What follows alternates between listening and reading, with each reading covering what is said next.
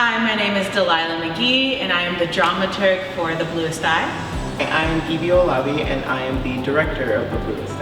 My background is in anthropology, and so I have a cultural studies and research background that I really enjoy diving into. So a lot of my personal research process starts from there. What are our cultural references? And I'm a little bit of a broad into the narrow. So I come up with any thoughts as I'm reading through this script. I'll do a first quick read through, then I'll do a quick annotated read through, and I highlight and pay attention to anything that's striking me as I go along. I like themes a lot. I think it really helps to center everything into the story that we're telling, and that's where I really get to connect with our director and really see what are the important things, what are the important elements that we are really caring about, what are we focusing on here. Dalyla was great with giving them both video references and textual references as well. I think it was so great because I think everyone has a different method of learning, and I think that the videos were just immensely helpful for them.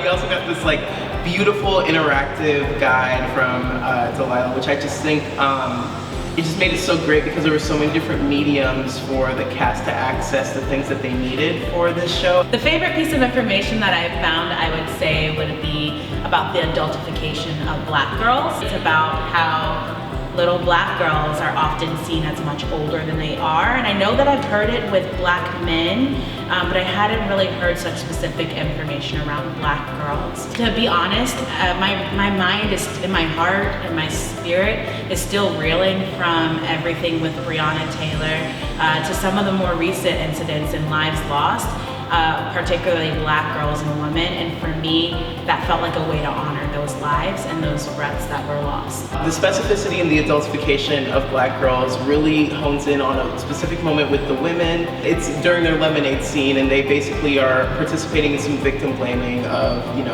Pecola, who is a little girl. She's an 11-year-old girl. But the things that they say are not unique and outlandish, unfortunately.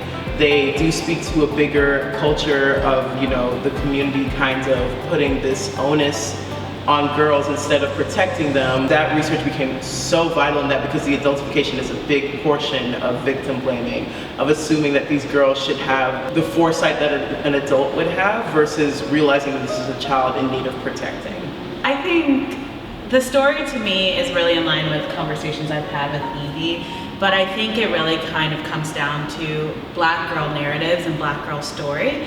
I think even our narratives in the show take us through the world from their perspective, and it gives you this really interesting collision of seeing the mass impact of like community trauma that Black girls face, Black women face, and you see it through their eyes. And it's all about Pecola, this young, beautiful, well, I was gonna say, I believe beautiful, but I don't think she sees the beauty, and largely because of internalized racism. Really trying to find her ways to some form of hope. And for her, that looks like blue eyes and blonde hair and what she had seen as hope in her life. In the blue side being the deepest wish of this little girl, it really shows us how children reflect the community that they are, whatever is poured into them is what you will see reflected. Kids don't have that same filter, internalization, or packing down of things that I think you learn in adulthood, which is so wonderful about why this show is told almost exclusively through the narrative of little Black girls and the way that children have this unfettered honesty. How her wishes are such a direct result of her own self-image and can be shown in the ripples for how the community also feels in regards to the Blackest people in this community, the poorest people in this community. If you are non-Black, non-woman identifying person watching the show, I hope that you walk away having seen and offered visibility, or offered an ear, listening ear, and to see, and then continue to grapple. If you are a Black woman or girl who's seen this show, I hope that you walk away feeling seen and continuing to grapple with what that means for you.